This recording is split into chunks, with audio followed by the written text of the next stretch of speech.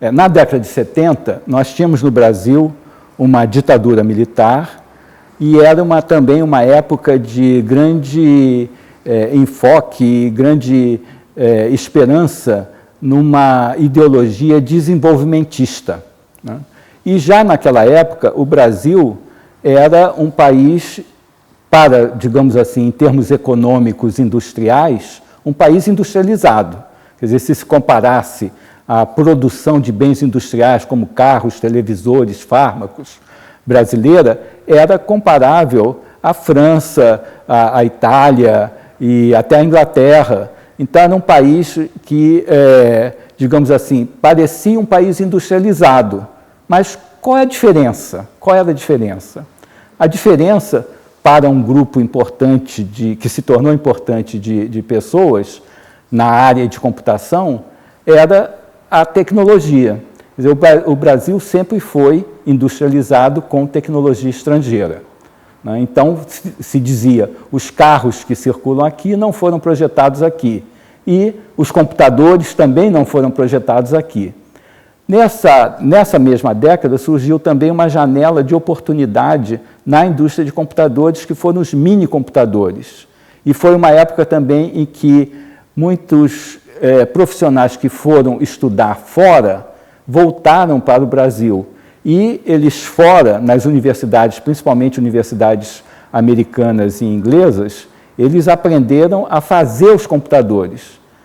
E essa capacidade também se verificava que ela não teria uso aqui no Brasil se todas as fábricas de computadores que estavam instaladas aqui, que naquela época eram 3, era da IBM, da Burroughs e da Olivetti, elas usavam projetos de fora.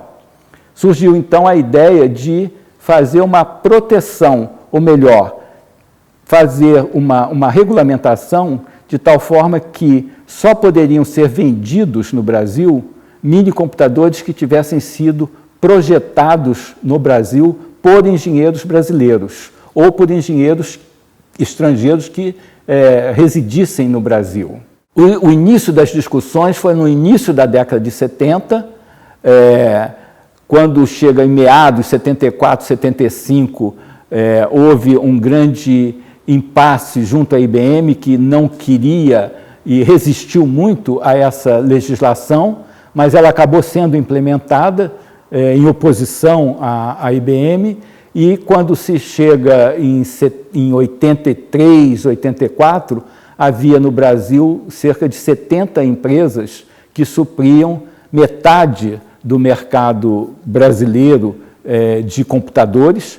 Essa metade eram justamente os mini-computadores, a partir de empresas brasileiras e já com projetos nacionais. Essas empresas começaram a existir a partir de 77, 78, e elas estavam maduras, digamos assim, tecnicamente, aí por volta de 82, 83. O que se costuma dizer é que o Brasil, tendo feito esse investimento, ele teve uma capacidade muito grande, depois, vamos dizer, até como uma consequência dessa capacidade adquirida, de desenvolver localmente certos sistemas muito sofisticados, como, por exemplo, o sistema bancário. Quer dizer, toda a eletrônica dos sistemas bancários no Brasil foi desenvolvida aqui, e ela é muito sofisticada e comparável.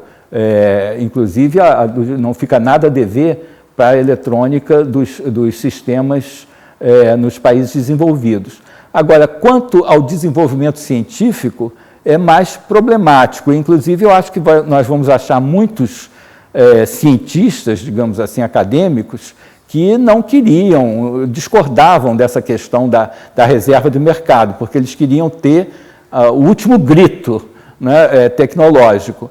E quando foi feito o desenvolvimento local, os computadores funcionavam e eram bons e tinham preços, inclusive, assim, comparados aos preços na Europa, mas eles eram mais caros do que nos Estados Unidos.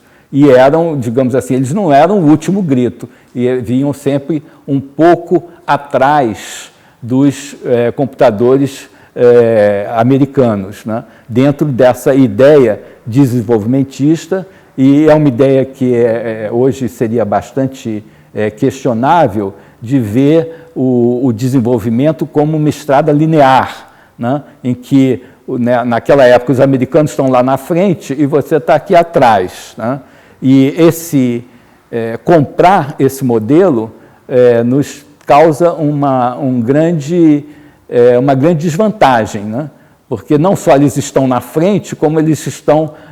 eu lembro sempre da capa de uma revista que tem o Bill Gates e uma estrada atrás dele, né?